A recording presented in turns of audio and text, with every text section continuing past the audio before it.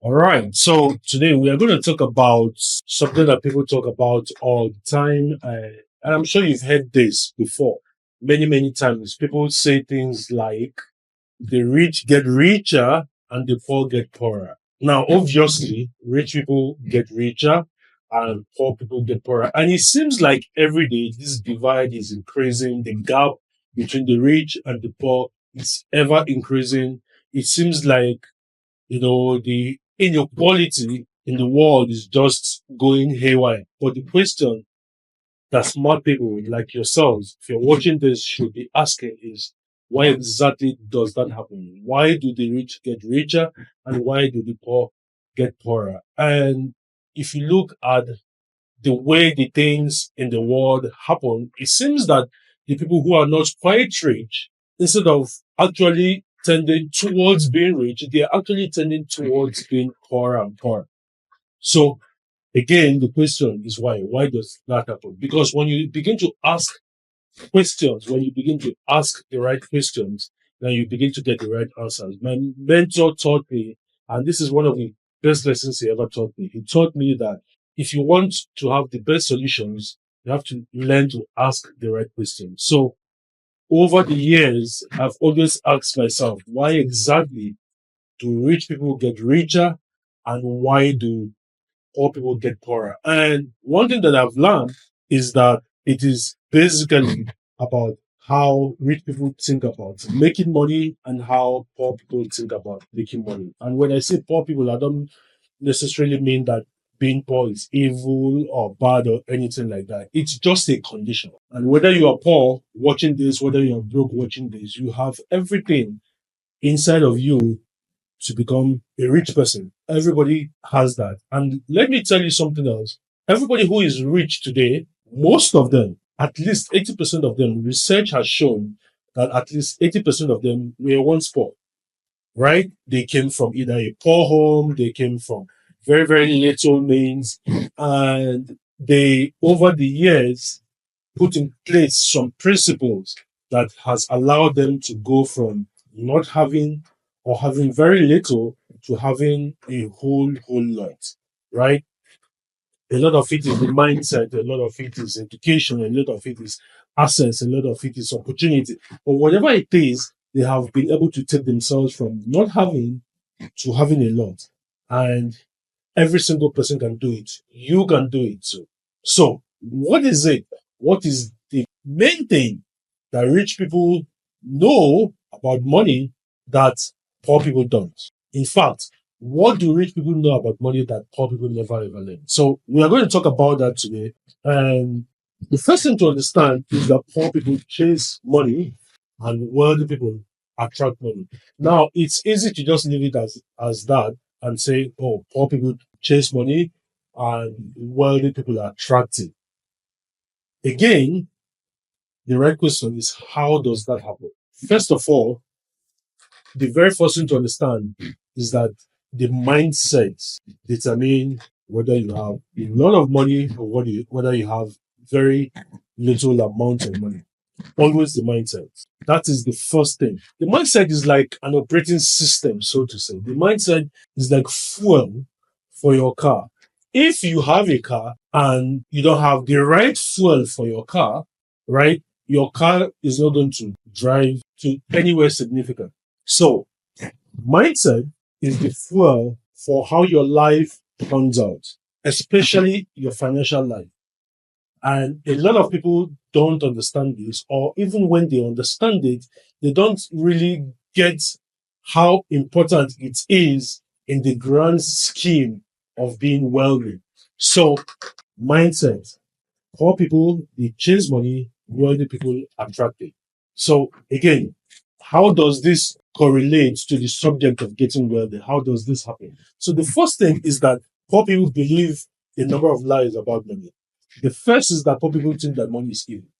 And I'm sure you've heard it. People say, they say that the root of all evil is money. But then on the flip side of it, you think about it and you're like, how true could this be? Because again, remember, when you ask the right questions, you get the best answers, and then you can use those answers to make the best results happen in your life. So if money is so evil, how come it does a lot of good? right? How come it does a lot of good?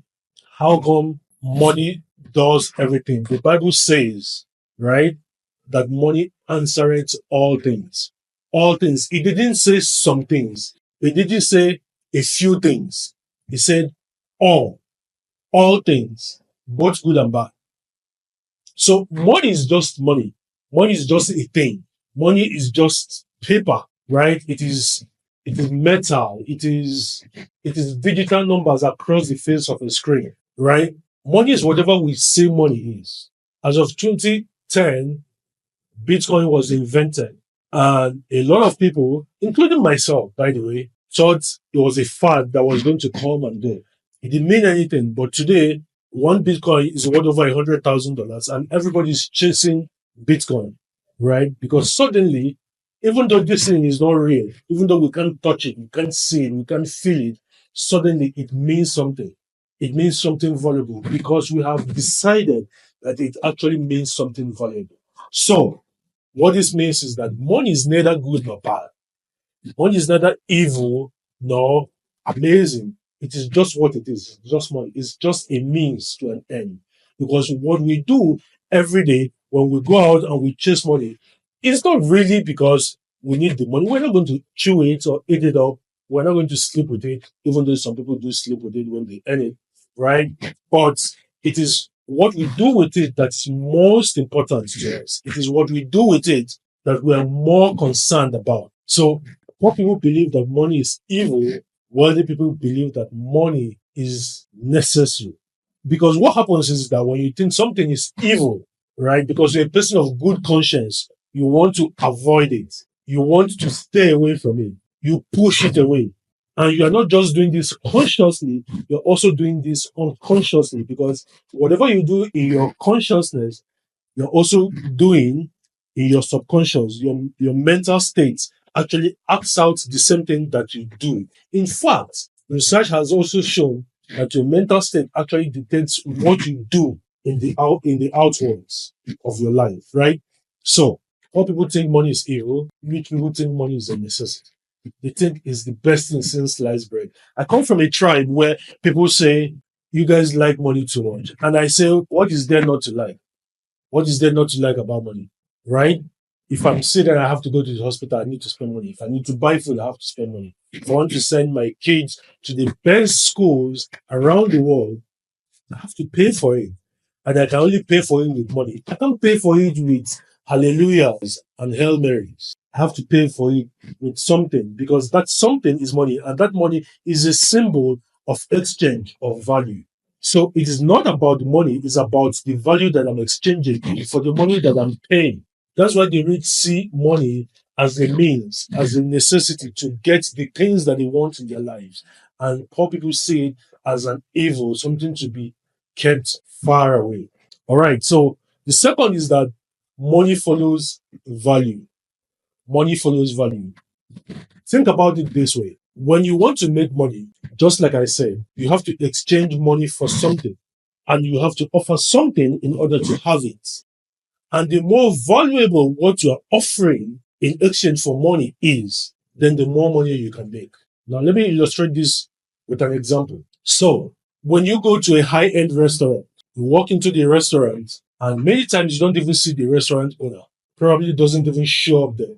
But things are happening in that restaurant. People are in the restaurant, people are eating, people are paying for stuff, they are buying beers, they're buying drinks, there are waitresses in there, there's a manager overseeing things, there's a chef in the kitchen, making sure that the food is prepared right. And then you, the customer or the client, you sit down there and then you order what you want to eat. And when you order it, you pay money for it. And the establishment, the restaurant, earns money. Now the restaurant takes all of this money that it's earned, and it takes a little bit of it and it pays the manager. It takes a little bit of it and it pays the waitresses. And it takes a little bit of it and it pays maybe government taxes or whatever. And then whatever is left, the bulk of what is left goes back to the owner. Why? Have you sat back for one moment and asked yourself why? Every single person involved in this entity is involved in the food business or in the hospitality business. But the value of each person is different. Typically, in a restaurant setting, the waitresses get paid the lowest because, and I need you to pay attention to this because this is where a lot of people get it, and this is where a lot of people get confused about value when they talk about value, right?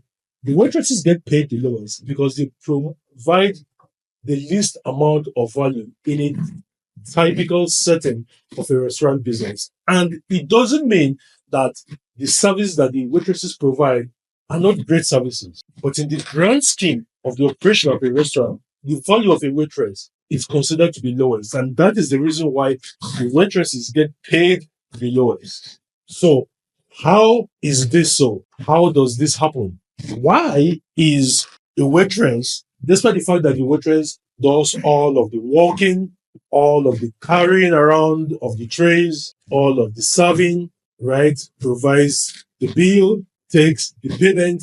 Why are they considered the lowest in the entire establishment? And why do they get paid the lowest? They get paid the lowest because what they are selling is time and nothing else. They are really selling their time. And we can do all of the debates of how time is a valuable commodity, and it is. I believe that time is the most valuable commodity that a human being can ever have. But when the only thing you are selling is your time, then you have to quickly, very, very quickly figure out a way to sell that time to a lot of people who value the time. And you have to sell it in a context and a situation and inside of an opportunity where time is valued. All right. Waitresses are not valued for their time. They are valued for what they do with the time that they sell. The person who is valued the most is the person who sat down and came up with the concept for creating a restaurant and putting it in that location and bringing together the waitress, bringing together the servers, the sommeliers, bringing together the managers, advertising the business and attracting the clients. That is the owner, and that is the person whose contribution is deemed to be the most valuable contribution in that enterprise. So they get paid the highest. The waitresses get paid the lowest because the only thing the waitress is contributing is the time and nothing else. And because the waitress is contributing only their time, they are expendable. They are replaceable. That's another way to value time. Far easier it is to replace you in a setting will determine how much you can earn from that setting. How easy it is to replace you in a typical business setting determines how much you can earn from that setting. Waitresses are very, very replaceable. If I run a restaurant today, I can hire waitresses before the end of the week. If they quit by next week, I can hire some more. Now, of course, it's going to add a lot of stress to the business because I need to train and retrain and train and retrain and over and over again, right? But my point is that the value of a waitress is not really so much. And in fact, you don't need to take some deep training in order to become a waitress. Now, compare that with a plastic surgeon. Compare a waitress with a plastic surgeon. A plastic surgeon is also selling their time. But do you know how many plastic surgeons there are compared to the number of waitresses there are? I'm sure there are millions and millions of waitresses, and there are probably a few thousand plastic surgeons. And because there are a few thousand plastic surgeons, even though a plastic surgeon is selling their time is worth a lot more because there are fewer of them, which means that they are more in demand, which means that now because they are in demand, they can actually charge a lot more for their time because their time is deemed to be more volume.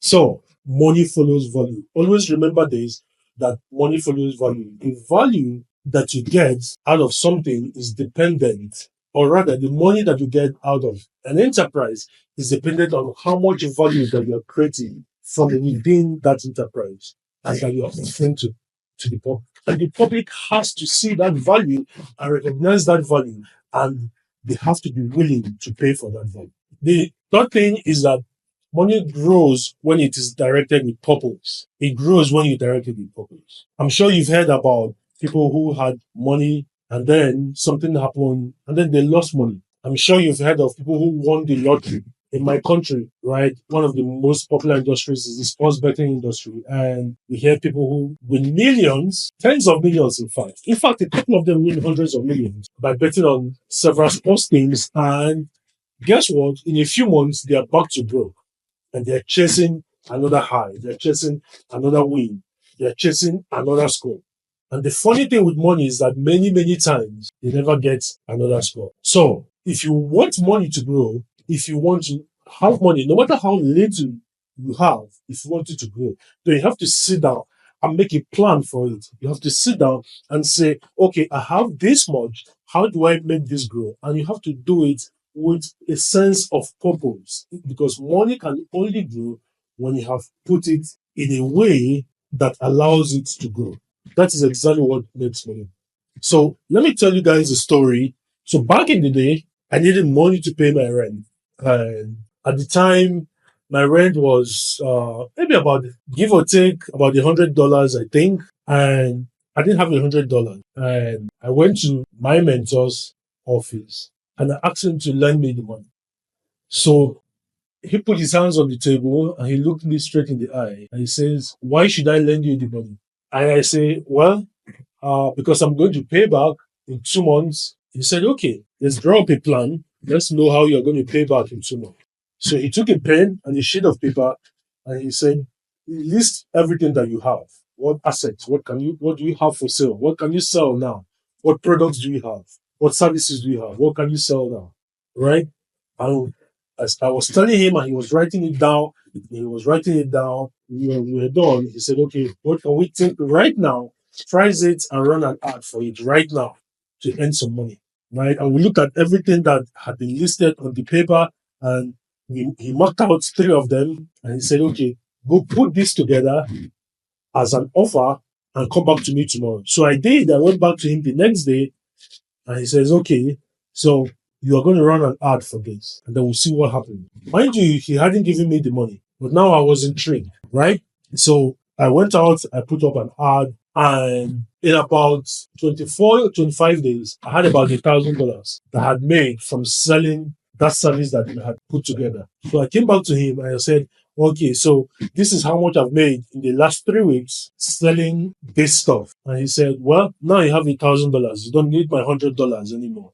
And this is how you solve your money problems. You don't solve your money problems by talking about it. You don't solve your money problems by complaining about it. You don't solve your money problems by sitting down, putting your hands between your legs and going, "Woe is me." And you definitely don't solve your money problems by going out and asking to borrow money from people. Because what you do when you go to borrow money from people is to sink yourself further and further into debt. Whether you're borrowing from people or you're borrowing it from a loan shark company or you're putting it on your credit card, right? When you do that, you are putting yourself further down a hole that will require 2 to 3 times the effort to climb out of. And that exercise taught me something valuable. And that day I learned that every money problem that I had was self-inflicted. I knew that if I had a money problem, it was up to me to sit down and figure it out and solve that problem. So, my friends, I want you to think about this deeply. I want you to understand that money is not evil. Money is not scarce. Money is not for people who are lucky, right? It is a tool. It is just what it is, a tool, right? And it follows value. And then it grows. It grows when you direct it with purpose. So it's time to rewrite your money story today. So what are you going to do going forward? Are you going to stay stuck in the same mindset? Are you going to stay stuck thinking the way poor people think about money? Because the earlier you start thinking about money, the way rich people think about money, then the faster you begin to solve your money problems. So that's it. I hope you learned something from today's video. Click the subscribe button, like our videos, subscribe to our channels, and comment. Tell me what you learned in this video. If it's a blessing to your life, share with me. I love to see your comments, and I'll come your way again in another video. See you soon.